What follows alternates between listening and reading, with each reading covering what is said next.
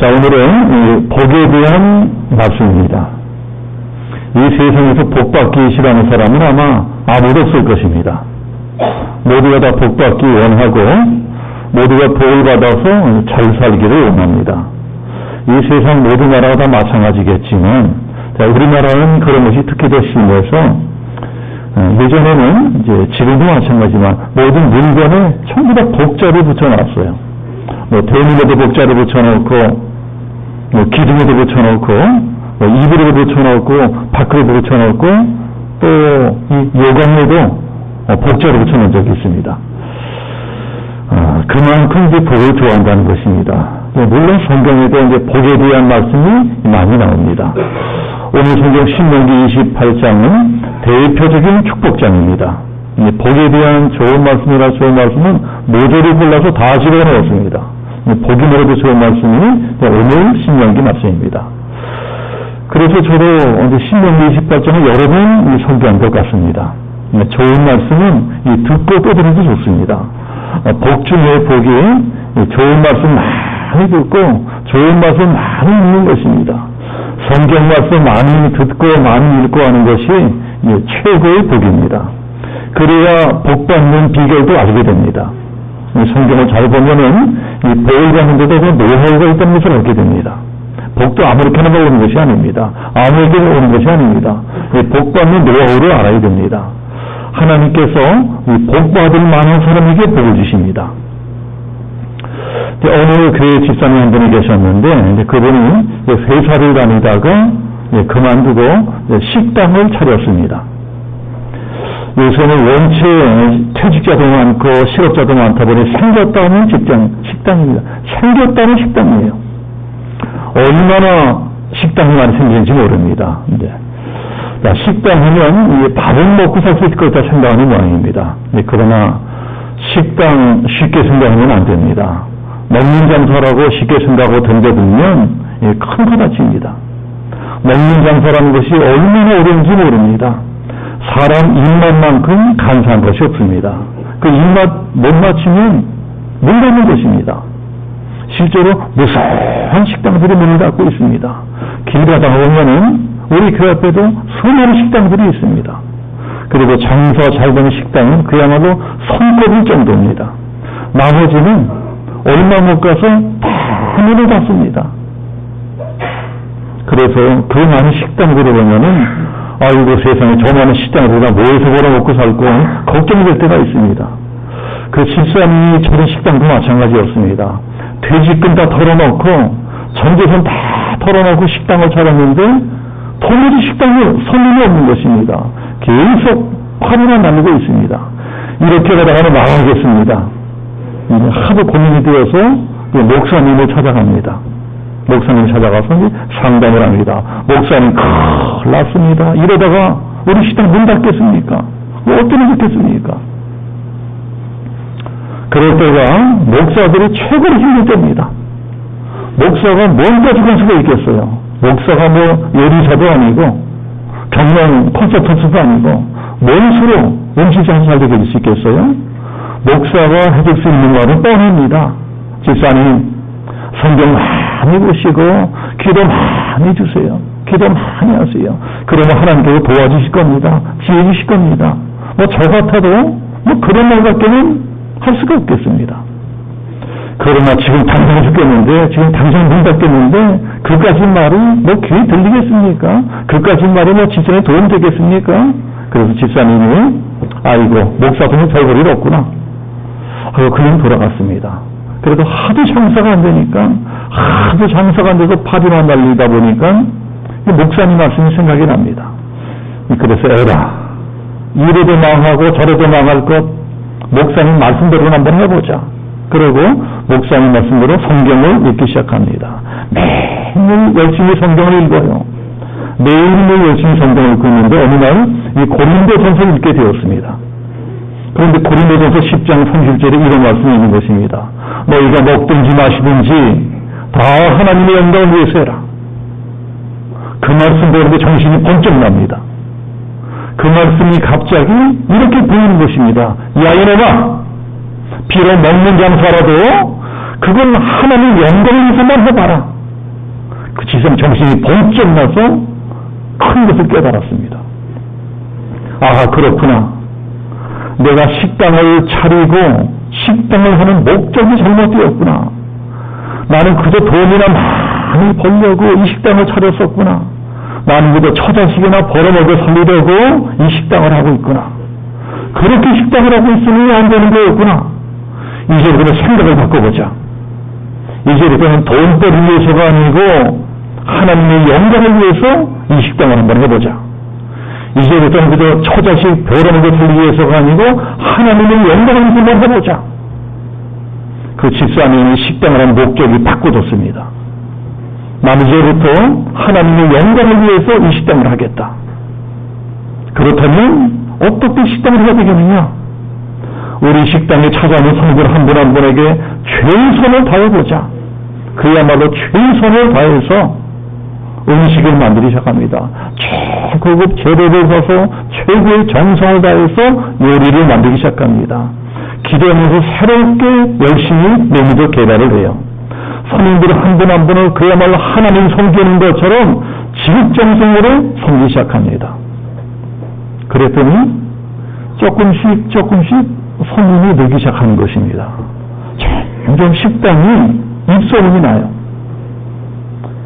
한 번 어떤 손님이 또 오고 자꾸만 찾아옵니다. 한 사람이 두 사람 데리고 오고 두 사람 네 사람 데리고 오고 네 사람이 10사람을 데리고 와요. 때리 데리고 옵니다. 나중에는 물에 퍼질 정도로 대박이 납니다. 진짜 복을 받은 것입니다. 어떻게 그 식당이 복을 받았어요? 하나님 말씀대로 했더니 복을 받은 것입니다. 이게 식당만이 그런 것이 아닙니다. 직장도 사업도 우리 가정도 다 마찬가지입니다. 직장 생활도 그저 내 목구멍이 포도총이라고 죽지 못해서 억지로 하는 것이 아니고 하나님의 영광을 위해서 사업하는 것도 그저 죽어라 돈만 벌겠다 하는 것이 아니고 하나님의 영광을 위해서 집에서 아이 기르는 것도 애들이 말한 대로 매 소리 지르고 그냥 짜증내고 이런 것이 아니고 하나님의 영광을 위해서 그러면 자전히 복이 오게 되어 있습니다. 그러면 하나님이 다 알아서 복을 주십니다. 이게 복받는 비결입니다. 이게 복받는 노하우예요. 오늘 성경은 그런 말씀입니다. 복받는 노하우를 가르쳐 주십니다. 이렇게 하면 복을 받는다. 그게 오늘 읽은 성경 1절부터 14절까지입니다. 자, 그 다음 15절부터는 반대로 저주받는 노하우가 나옵니다. 너희들이 이렇게 하면 복은커녕 저주를 받을 것이다. 복과 저주는 동전의 양면 같은 것입니다. 날씨도 더운데 스트레스 받으실까봐 저주받는 말씀은 조금만 읽어보겠습니다.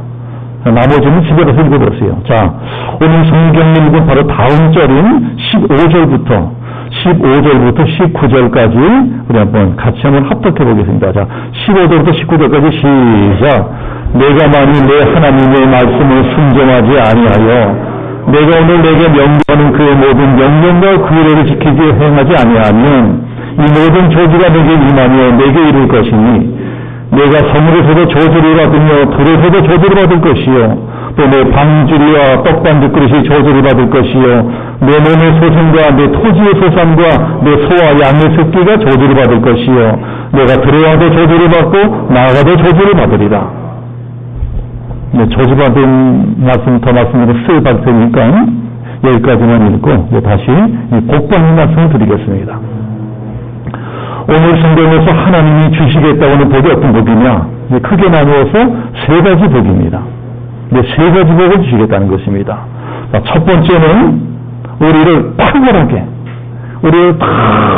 만들어주겠다는 것입니다. 우리 아이들이 탁월하게 뛰어난 사람이 되게 만들어주겠다. 탁월하게 되는 복을 주겠다. 그게 1절 보세요. 내 하나님 여호와께서 너를 세계 모든 민족 위에 뛰어나게 하실 것이다.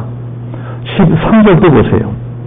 여호와께서 너를 머리가 되고 꼬리가 되지 않게 하시며 위에만 있고 아래에 있지 않게 하시리니 우리를 뛰어난 사람, 탁월한 사람 만들어주겠다는 것입니다. 자, 두 번째는 번영의 복입니다. 너를 번영하는 대로 만들어주겠다. 물질적으로도 축복해주겠다. 형통하게 해주겠다. 자, 이건 우리들이 제일 좋아하는 복입니다. 자, 그런 이것도 이제 다시 한번 합독해 보겠습니다. 자, 2절부터 6절까지. 자, 2절부터 6절까지 우리 한번 한 목소리로 합독합니다. 다 같이 시작.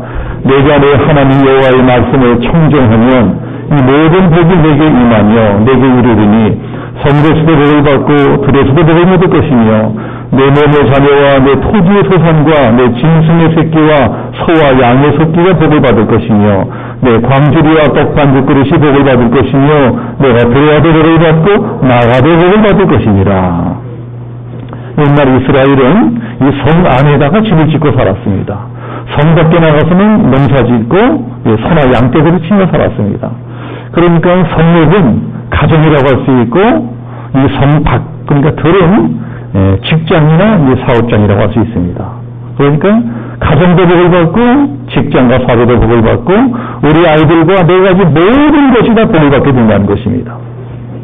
8절에도 그런 말씀이 있습니다. 8절 보면은 여호와께서 명령하사 내 창고와 내 손으로 하는 모든 데 복을 내리시고 내 하나님 여호와께서 내게 주시는 땅에서 내게 복을 주실 것이며.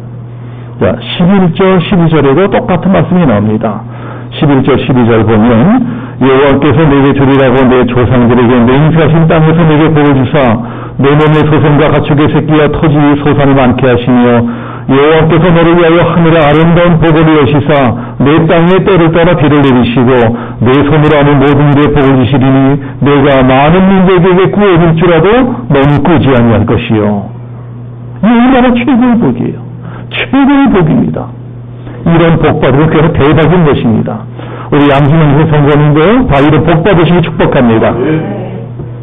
세 번째는 보호하시는 축복입니다. 7절 보면 이런 말씀이 있습니다. 여호와께서 너를 대적하기 위해 일어난 적군들을 내 앞에서 패하게 하시리라. 그들이 한 길로 너를 치러 들어왔으나 내 앞에서 7길로 도망하리라. 나를 보호해주겠다는 것입니다. 너를 보호해주겠다.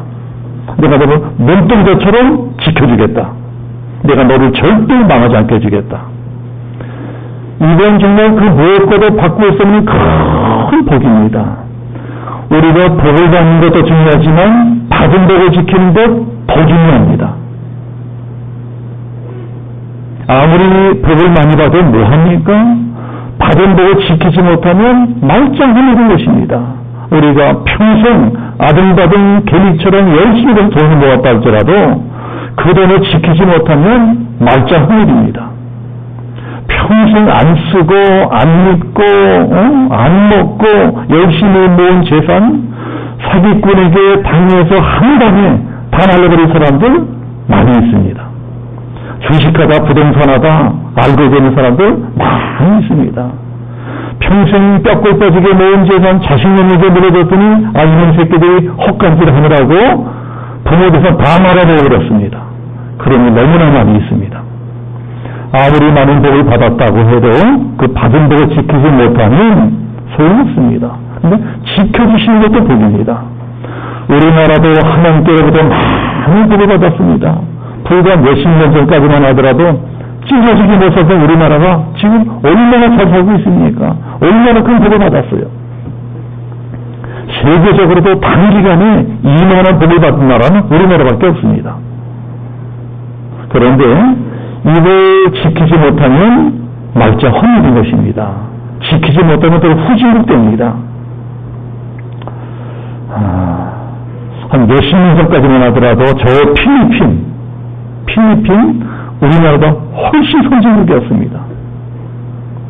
우리나라보다 훨씬 잘 사는 나라였습니다. 저 아르헨티나 자원 부국이죠. 우리나라보다 엄청 선진국이었어요. 엄청 잘 사는 나라였습니다. 그 나라들도 어떻게 되었습니까? 받은 복을 지키지 못하면 도로 거지되는 것입니다. 하나님이 지켜주지 않으시면 부자가 거지되는 것 한순간입니다. 우리나라가 지금 너무 위태위태합니다. 정신 똑바로 차려야 됩니다. 우리가 정신 똑바로 차리고 다시 복 받는 노하우를 배워야 될 것입니다. 복은 하나님이 주시는 것입니다. 하나님이 복을 주시면 우리가 잘 되는 것이지 아무리 내 힘으로 내 능력으로 잘 살아보겠다고 발버둥 쳐도 그것은 그냥 모래 위에 집 짓는 것입니다. 그냥 파도가 한 번 치면 다 무너져 버립니다. 하나님이 주시는 복이 진짜 복입니다. 그런데 그 복을 어떻게 받을 수가 있느냐? 하나님이 주시는 복을 받으려면 세 가지 조건을 지켜야 됩니다. 세 가지 공짜가 어디 있어요? 세 가지 조건을 지키라고 말씀하십니다. 세 가지 조건을 지키는 것이 복 받는 노하우입니다. 첫 번째, 복 받고 싶으면 하나님 말씀을 잘 들으셔야 됩니다. 그래서 1절 말씀 보면 이렇게 시작합니다. 내가 내 하나님 여호와의 말씀을 삼가 듣고 제일 먼저 잘 들어야 된다는 것입니다. 믿음이란 들어야 생깁니다. 그래서 로마서 10장에도 믿음은 들으면서 나며 들으면 그리스도의 말씀으로 이해합니다. 오늘 말씀에 나오는 삼가 듣고 이게 히브리 말은 사마, 경청하다 이런 뜻입니다. 경청하다. 집중해서 듣는 것입니다. 듣고 또 듣는 것입니다. 성실하게 듣는 것을 뜻합니다. 우리가 듣는 자세도 중요합니다. 불성실하게 들으면 안 됩니다. 성실하게 들으셔야 돼요. 하나님은 성실한 사람을 좋아하십니다. 아무리 사람이 똑똑하고 재주가 많다고 하더라도 사람이 불성실해. 그래서 뭘 쓰겠습니까? 하나님은 불성실한 사람 절대 쓰지 않으십니다. 불성실하게 듣는 사람은 아무리 교회를 오래 다녀도 매일 돌짝밭이나 가시덤불 신앙입니다. 돌밭이나 가시덤불 뿌려진 씨앗처럼 터무진 믿음이 자라나지 못하는 것입니다. 그래서 잘 듣고 열심히 듣고 많이 들어가셔야 됩니다. 잘 들어야지, 많이 들어야지 믿음이 생기고 믿음이 생겨야 복도 받게 되는 것입니다. 그래서 시간 날 때마다 자꾸 그 말씀 들으러 나오셔야 됩니다. 한 번이라도 예배 더 나와서 말씀 듣는 것, 이게 복 받는 비결입니다. 두 번째, 말씀을 들었으면 그 다음엔 행을 합니다. 그래야 복을 받습니다. 말씀 듣고도 행하지 아니하면 안 들은 거하고 똑같습니다. 그래서 야고보서에도 이런 말씀이 있습니다. 너희는 도를 행하는 자가 되고 듣기만 하여 자신을 속이는 자가 되지 말라. 만일 사람이 믿음이 있다고 행함이 없다면 무슨 이익이 있으리요? 영혼 없는 놈이 죽은 것 같이 행함이 없는 믿음은 죽은 것입니다. 안식일을 지켜라. 그러면 최소한 주일 예배라도 잘 드리려고 애를 써야 됩니다. 저는 우리 교회 일부러 주일에 교회 안 나오고 이런 데는 그다지 많지 않을 것이 생각합니다. 오늘도 여러분이 많이 안 나오셨는데 알고 보면 당연히 사정들이 있으십니다.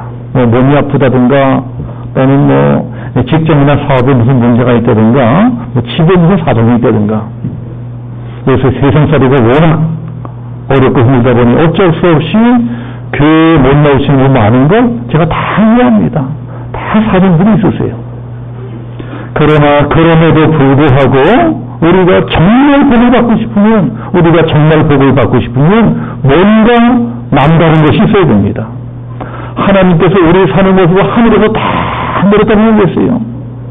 하나님께서 내려다보고 계시면서 복준 사람을 찾고 계십니다. 그때 하나님 눈에 띄는 사람이 되어야 됩니다. 하나님이 하늘을 지켜보고 계시다가 우리 사는 모습을 보고 저놈이다. 내가 저놈에게 복을 줘야 되겠다. 이런 사람이 되어야 됩니다. 그런 사람이 바로 이 다윗이었습니다. 하나님께서 하늘에서 다윗 사는 걸 가만히 지켜보고 계시다가 이럽니다. 저는 내 마음에 합한 자라. 하나님 마음이 들었어요. 그리고 다윗 한 사람에게 만인에게 돌아갈 복을 쏟아부어 주십니다. 다윗이 만인에게 돌아갈 복을 다 맞았어요. 그리고 그 복을 나눠주고 베풀어주고 꾸어주는 인생을 삽니다. 우리도 복 받으려면 뭔가 남달라야 됩니다. 여러분, 남달라야 됩니다.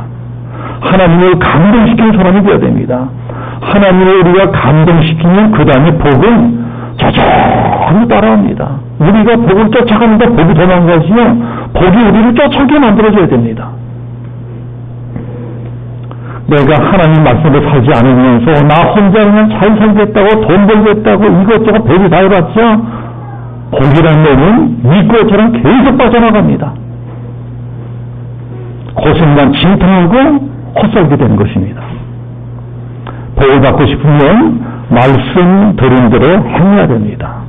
다른 예배는 그만두고라도 일주일에 딱 한 번 드리는 주일 예배만이라도 그렇게 불성실하게 드리면서 무슨 비를 받겠다 그러는지 제가 참 이해가 되지 않는 데가 많습니다. 안식일을 지켜라. 그러면 무슨 일이 있더라도 주일에는 교회 나와서 예배드리고 애를 써야 됩니다. 기도해라. 그러면 안 하던 새벽기도를 한번 하려고 애를 써야 됩니다. 감사해라, 봉사해라, 전도해라 다 행하라는 말씀입니다. 그런데 만약에 말씀을 듣고도 행하지 않는다면 나는 당연히 복과는 아무 상관이 없습니다. 구원은 믿음으로 받습니다. 그러나 복은 행함으로 받습니다. 그래서 행해야 되는데 그것도 조금 하다 마는 것이 아니고 한 1년이다 하다 마는 것이 아니고 꾸준히 오랫동안 충성스럽게 됩니다. 목회하면서 가장 쓸쓸한 일은 처음에는 열심히 해요. 처음에 열심히 할 줄 보입니다. 근데 시간이 지나면서 서서히 사람이 변하는 것입니다. 그런 건 충성 아닙니다. 잎이 계속 핑계도 있다가 슬그머니 사라져버립니다. 그런 거 충성 아닙니다. 충성은 끝까지의 충성입니다. 하다만 해서 충성도 아니고 그런 분은 복도 받지 못합니다. 이 자리에 계신 모든 성도님들은 다 끝까지 충성해 되시를 예수 이름으로 축복합니다. 끝까지 충성하면 생명의 열매를 주리라. 세 번째는 순종하셔야 됩니다. 순종의 복을 받습니다. 사실은 이것이 제일 중요합니다. 성경에 하나님이 어떤 사람에게 제일 진노하시느냐? 불순종하는 사람이에요. 불순종하는 사람에게 진노하십니다.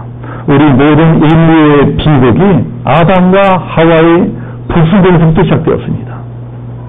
우리 인간들이 하나님의 말씀에 불순종해서 그 좋은 에덴의 축복 다 뺏겨버렸습니다. 오늘날 우리도 마찬가지입니다. 우리도 불순종하면 복은 고소하고 이미 받은 복까지 다 뺏겨버릴 수가 있습니다. 그래서 우리들이 잘 선택해야 됩니다. 순종하고 복을 받을 것인가? 불순종하고 저주를 받을 것인가? 순종하고 영생을 받을 것인가? 불순종해서 멸망지옥에 들어갈 것인가? 하나님께 순종하는 것, 그게 우리가 마땅히 해야 될 일이다. 사도행전 5장에 보면은 이런 말씀이 있어요. 사람보다 하나님께 순종하는 것이 마땅하도다. 하나님께 순종하는 게 마땅하다는 것입니다. 신앙은 끝없는 선택입니다. 우리가 무엇을 선택하고 누구를 선택하느냐에 따라서 내 인생도 달라지는 것입니다. 이 세상이란 끝없이 하나님보다 사람을 선택할 것을 강요하고 있습니다. 주일날에 안 믿는 남편이 교회 가지 말자고 놀러 가자고 합니다. 아내들이 그래도 참 힘든 것입니다. 가정의 행복을 위해서, 가정의 평화를 위해서 남편을 따를 것인가? 그래도 하나님을 선택할 것인가? 안 믿는 부모님이나 시부모님들이 제자 때마다 절하라고 그래요. 그럴 때 누구에게 순종이 될 것인가? 부모님의 말씀에 순종이 될 것인가? 하나님 말씀에 순종이 될 것인가? 직장 상사가 주일에도 막 일하고 나오라고 합니다. 그럴 때 어떻게 될 것인가? 만약에 안 나가면 불이익당할지도 몰라요. 직장 상사에게 순종해야 되나? 하나님께 순종해야 되나? 그러나 오늘 말씀은 이렇게 명령합니다. 하나님께 순종해라. 그러면 하나님이 책임져 주실 것이다. 결국은 하나님께 순종하는 것만이 복받는 길이다. 하나님께 순종하는 사람은 주의 종에게도 순종하게 되어 있습니다. 제 말씀 오해하시면 안 됩니다. 제 말대로 하는 게 아닙니다. 오늘 성경 1절에 보면 이런 말씀이 있습니다. 1절 보면은 내가 내 하나님 여호와의 말씀을 삼가 듣고 내가 오늘날 내게 명령하는 그의 모든 명령을 지켜 행하면, 여기 나오는 내가 누굽니까? 바로 모세. 오늘 성경은 하나님의 말씀입니다. 그리고 하나님이 누구를 통해서 말씀하시느냐? 모세를 통해 말씀하십니다. 모세는 물론 하나님이 아닙니다. 우리하고 똑같은 사람이에요. 그러나 지금 모세가 뭘 하고 있습니까? 하나님의 말씀을 대언하고 있습니다. 이스라엘 백성들이 지금 모세를 통해서 하나님의 말씀을 듣고 있습니다. 이게 주의 종들이 하는 일들입니다. 구약시대의 선지자들이나 오늘날의 목사들이나 주의 종이 해야 하는 일이 많지만 그중 가장 중요한 일은 하나님의 말씀을 대언하는 일입니다. 옛날이나 지금이나 하나님은 주의 종을 통해서 말씀하십니다. 그러면 주의 종이 전하는 말씀에 순종하는 것, 그게 하나님 말씀을 순종하는 것입니다. 저를 지금 제 멋대로 설교하는 것 아닙니다. 기도하면서 하나님이 감동을 주세요. 영광을 주세요. 너 이 말씀을 전해라.